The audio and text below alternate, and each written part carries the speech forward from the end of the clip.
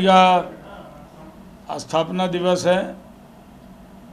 स्थापना दिवस के अवसर पर हम सब प्रण लेते हैं कि भारतीय जनता पार्टी को उन राज्यों में जहां हम सरकार नहीं बना पाए हैं उन राज्य में भी बनाएंगे, और बिहार में तो हम लोग सरकार में हैं ही, बिहार में भी अब की बार 200 के पार सीट जीतेंगे।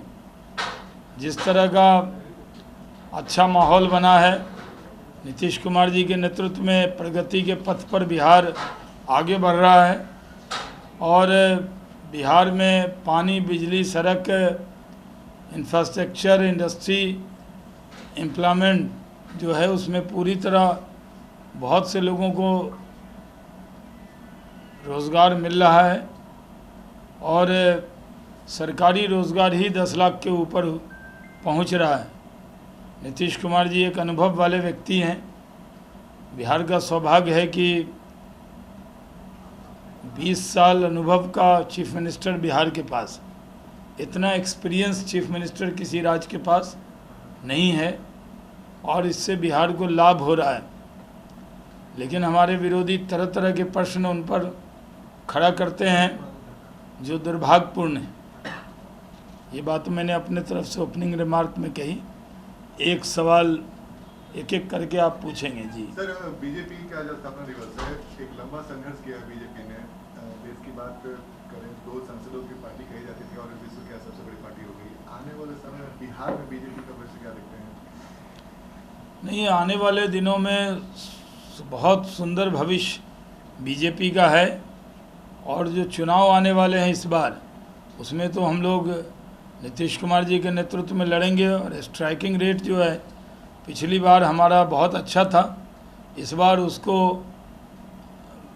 आईपीएल स्टाइल में स्ट्राइकिंग रेट लेंगे। राहुल गांधी बिहार के दौरे पर आ रहे हैं। अच्छा, राहुल जी बिहार भी आ रहे हैं। पिछली बार राजद के लोगों को ये शिकायत थी कि 70 सीट राहुल जी, सोनिया जी ने दबाव डालकर लालू जी से ले लिया था और जीते 19, 51 सीट हार गए। तो जो पार्टी 51 सीट हार जाए, इतनी सीटें लड़ने के बाद, तो इस बार राजद उनको भाव नहीं दे रहा है, इनके स्टेट के नेताओं को। तो इसलिए राहुल गांधी जी को बुलाकर राजद पे दबाव बनाने की कोशिश है, क्योंकि चुनाव तो अभी थोड़े दूर है। तो राहुल गांधी आ रहे हैं तो राजद पे दबाव बनेगा, बिहार पे कोई दबाव नहीं बनेगा। तो तेजस्वी यादव कह रहे हैं कि हमारी सरकार बनेगी तो कूड़े के ढेर में फेंक देंगे। इस बार तो चुनाव में ही कूड़े के ढेर में चली जाएगी आरजेडी। इनको 10% सीट भी नहीं होगी विपक्ष के नेता के लिए। लालू जी, राबड़ी जी पूर्व मुख्यमंत्री रहे, और तेजस्वी यादव जी पूर्व उप मुख्यमंत्री कहलाएंगे, क्योंकि विपक्ष के नेता पद पाने के लिए भी उनके पास सीट नहीं होगी। जिस तरह कांग्रेस 14 और 19 में विपक्ष के नेता का पद नहीं पा पाई, उसी तरह इस बार विधानसभा चुनाव में कांग्रेस हो या आरजेडी, सब 23 सीट के नीचे रहेंगे। सर, सोशल मीडिया पर आपको लगता है लोग संशोधन बिल का समर्थन करने के बाद धमकियां मिल रही हैं? उन सब की परवाह में नहीं करता। जो वक्फ अमेंडमेंट एक्ट है वो बहुत अच्छा अमेंडमेंट एक्ट है। मैं बिहार के मुस्लिम भाइयों से और देश के लोगों से अपील करता हूं, क्योंकि मैंने 2013 में भी पार्लियामेंट में चर्चा की शुरुआत की थी।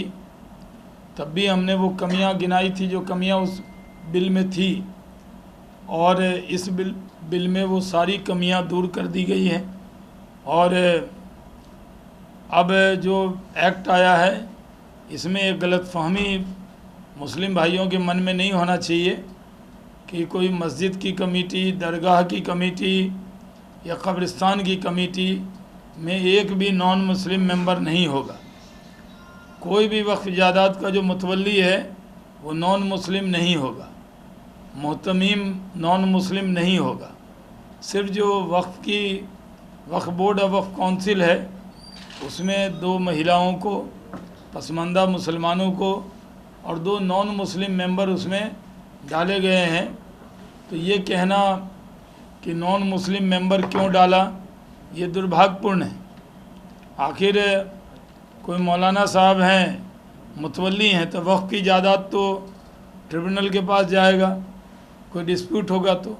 लेकिन उनकी अपनी जायदाद अगर होगी तो सीओ के पास, डीसीएलआर के पास और डीएम के पास ही हल होगा। तो वक्फ की जायदाद क्यों नहीं हल हो सकता?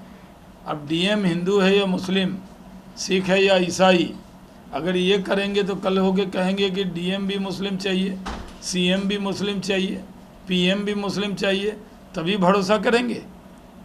जो भी न्याय संगत व्यक्ति पद गोपनीयता की शपथ लेकर आता है, उसका धर्म कुछ भी हो, वो न्याय करता है और डीएम भी न्याय करेंगे। जो लैंड डिस्प्यूट जो ट्रिब्यूनल में जाते थे, वक्त लगता था, वो डीएम के लेवल पे हल हो जाएंगे। तो इसमें एतराज़ करना ये सही नहीं है। जो लोग इसमें एतराज़ कर रहे हैं वो बहुत बड़ी गलती कर रहे हैं। मुस्लिम भाइयों से ये भी अपील है कि सिटीजनशिप अमेंडमेंट एक्ट पर, CAA पे कितना गुमराह किया गया मुसलमानों को।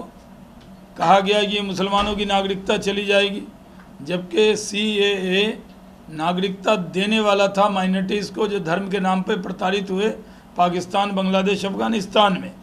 और एक भी मुसलमान की नागरिकता पिछले 4 साल में गई है? जो लोग कह रहे हैं CA पास हो गया, किसी की नागरिकता गई, तो झूठ फैलाया था।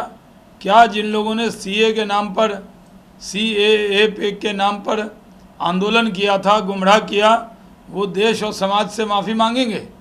वही गलती कुछ लोग वक्फ अमेंडमेंट एक्ट पर कर रहे हैं। ऐसा दुष्प्रचार हो रहा है जैसे मुसलमानों की मस्जिद छिन जाएगी, कब्रिस्तान छिन जाएगा। ऐसा दुष्प्रचार हो रहा है जैसे दरगाह छिन जाएगी, ज़मीनें छिन जाएंगी। एकदम ये गलत है, दुर्भाग्यपूर्ण है। मुसलमानों के पास जो वक्फ की जायदाद है, वक्फ की जायदाद इसलिए वक्फ की गई थी कि इससे गरीब का वक्फ क्या होता है कि आप डोनेट करते हैं अपनी प्रॉपर्टी को कि गरीब को, यतीम को, विधवा को इसका लाभ होगा। लेकिन वो बेच दिया गया। क्या वक्फ